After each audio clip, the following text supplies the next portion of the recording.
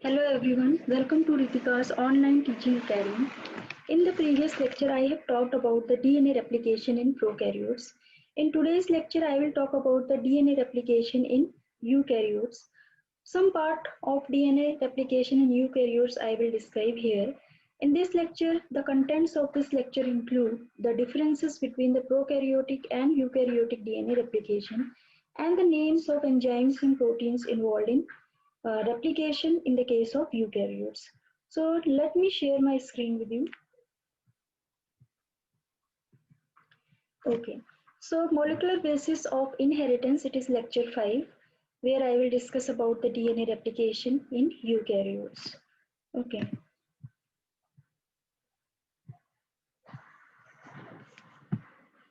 Okay, so replication in eukaryotes, essential steps are the same in eukaryotes as in prokaryotes.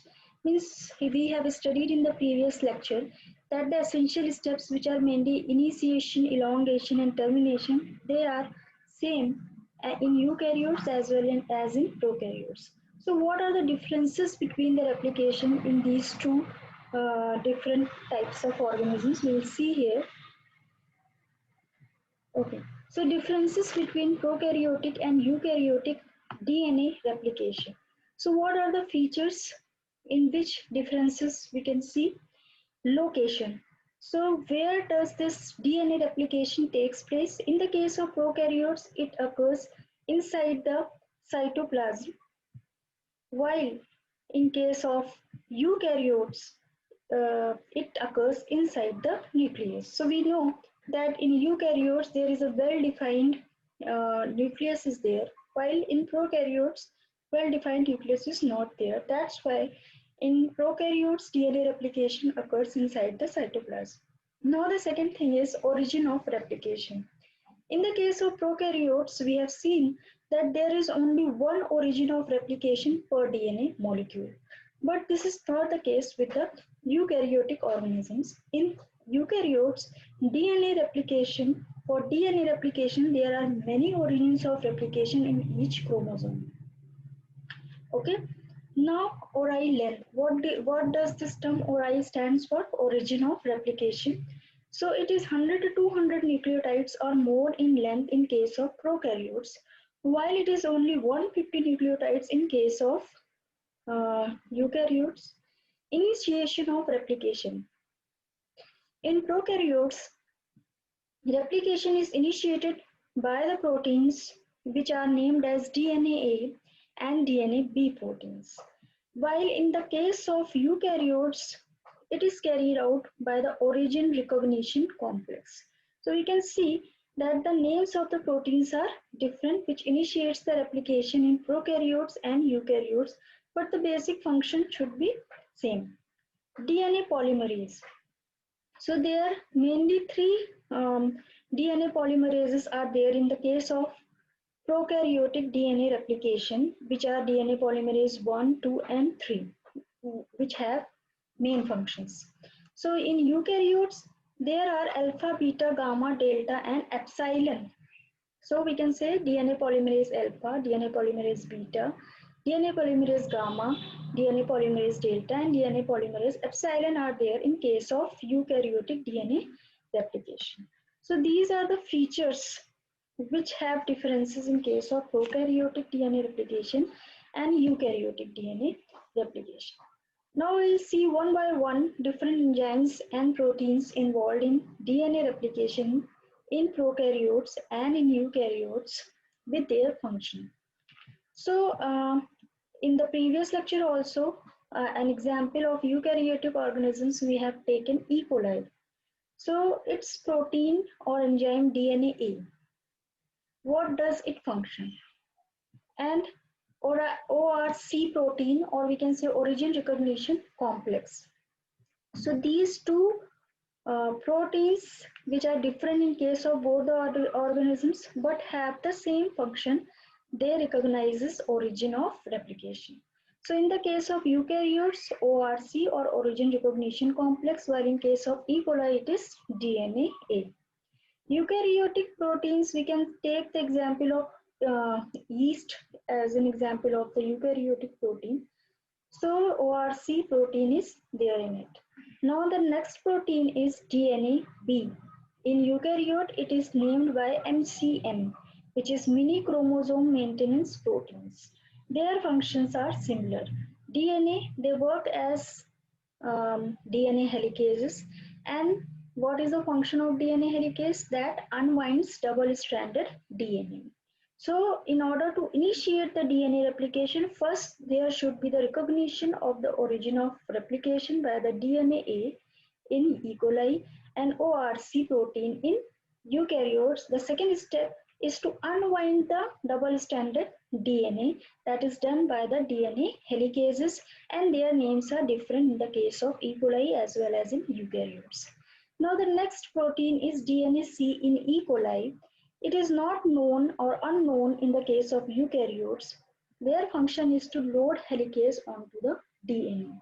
So DNA helicase enzyme loading is done by the DNA-C protein in the case of E. coli. Now the next enzyme or protein is primase. In eukaryotes also it is named by primase, and we know its function. They synthesizes RNA primers. So in order to initiate or begin the DNA replication, it there should be the presence of some oligonucleotides, or you can say RNA primers, and to the 3' end of that RNA primer, the DNA chain will then be elongated. So there is the necessity of the RNA primers, which is fulfilled by the enzyme primase in both the cases. Now the next enzyme is gyrase in the case of E. coli, and it is named as topoisomerase 1 or 2 in the case of eukaryotes. So what is their function? We have already studied. They relieve the positive supercoils ahead of replication fork. Means in the movement of the direction of replication fork, as the DNA unwinds, it would create some tension in the string, or you can say, or in the double-stranded string of DNA, that will lead to the creation of the supercoils. And the positive supercoils is relieved by the enzyme known as topoisomerase in case of eukaryotes and gyrase in the case of E. coli. Now, once the DNA unwinds, in order to stabilize it or maintain it in the single-stranded state, there is a need of another protein, which is single-stranded DNA binding protein or SSB protein in the case of E. coli, while it is replication protein A, or in short we can say it as RPA in the case of eukaryotes. They maintains the DNA in the single-stranded state in order to stabilize it. If it is not so, DNA replication would not proceed further. Now the next enzyme is DNA polymerase third code, which is the main enzyme in case of E. coli or prokaryotes. So what is a similar enzyme in the case of eukaryotes? It is DNA polymerase delta or epsilon. So what does they do? They are primary replicating enzymes, and they synthesizes leading strand and Okazaki fragments. We know that on one of the two strands of the double-stranded DNA, leading strand is synthesized, while on the other parental strand, lagging strand is synthesized. So lagging strand consists of Okazaki fragments, or means small pieces of DNA, and also it has proofreading activity. If any incorrect base is there, the DNA polymerase also does the function of proofreading. Now it is continued, and there are some other proteins or enzymes also. We have studied about the beta subunit in the case of E. coli in previous lecture. In eukaryotes, there is also a similar kind of protein to that of beta subunit in eukaryotes. What is it? pCNA. It stands for proliferating cell nuclear antigen, and it is ring-shaped subunit of DNA polymerase whole enzyme. Please see my previous lecture, where you will get the detail about the beta subunit. In the next lecture, I will talk about the pCNA of eukaryotic DNA replication protein. So ring-shaped subunit of DNA polymerase whole enzyme, it clamps replicating polymerase to DNA, works with Pol3 or polymerase 3 in E. coli, and polymerase delta and epsilon in case of eukaryotes. So pCNA will work with polymerase delta and epsilon in the case of eukaryotes, while beta subunit will act with polymerase third in case of E. coli. And what is their function? They clamp the replicating polymerase to the DNA.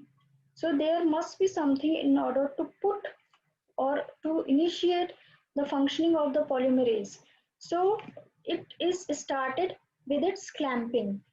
So clamping is of polymerase is done by these two different proteins in the case of prokaryotes and eukaryotes. Now the next is gamma complex. Gamma complex in case of E. coli and RFC is replication factor C in the case of eukaryotic proteins. So they are also subunits of DNA polymerase holoenzyme that loads the clamp onto the DNA. These subunits also assist in clamping the enzyme onto the DNA. Now next protein, which is polymerase alpha in the case of eukaryotes, is unknown in the case of E. coli or is not present in the case of E. coli. It synthesizes short DNA oligonucleotides as a part of RNA DNA primer. Okay. Next is polymerase 1 in case of E. coli and which is FEN1 in the case of eukaryotes. It is flap-like endonuclease. Flap-like structure is specific endonuclease 1. And what is their function?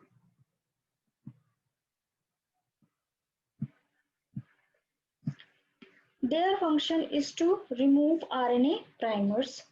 Pol 1 of the E. coli also fills gap with DNA. Means FEN1 functions include the removal of the RNA primers, while in the case of E. coli, polymerase 1 removes RNA primers as well as fills the gap with DNA also. Next, DNA ligase.